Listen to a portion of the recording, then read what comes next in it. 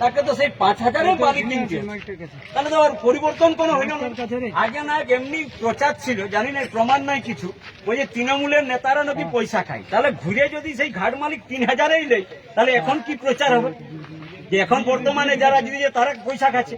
আমরা সেইটালে মানে মুক্ত করতে পরিষ্কার জানতে চাইছি এই ঘাটটা রয়্যালটি কত টাকা, সেই টাকাটা তাকে বোর্ডে লিখতে হবে, আর প্রত্যেকটা চালানে একদম দামটা লিখে দিতে হবে। যদি বা 3,000-এই লেগেছে, তো যেমন চালানটাই লিখে যে 100 CFT বালি রয়্যালটি 3,000।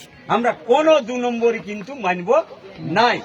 বালির ইউনিটের সঙ্গে সঙ্গে তাকে কিন্তু দামটা লিখতে হবে, এই হলো গল্প। কিন্তু আমরা জানি যতদূর এই বালির ঘাটের GST সহ 1100-1200 টাকার বেশি নয়, তাহলে মাঝের 1800 টাকা যাচ্ছে কত? তাহলে এটা গরিবকে শোষণ করছে।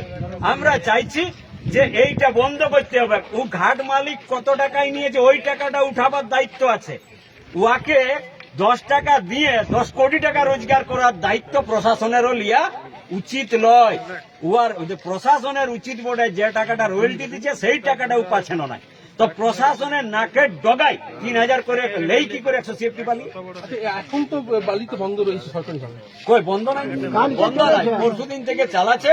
ওদের আগামী মাসের ক তারিখে সরকারি ভাবে বন্ধ হয়, বর্ষার সিজন হলে সেই সময়। কিন্তু এই সরকার আসুক, মানুষের যে প্রত্যাশা ছিল সেইটা যদি না পায় তাহলে মানুষ ঘুরে। তাহলে এখন যে গতকাল থেকে যে চলছে, হ্যাঁ সেটা কি সরকারি ভাবে চলছে? হ্যাঁ, সরকারি ভাবে ঘাট মালিক চালাচ্ছিল, আমি তো নিজে বারণ করতে আসছি। তারা চালান দিয়ে চালাচ্ছে, কিন্তু চালানে কোনো টাকা লেখা নাই।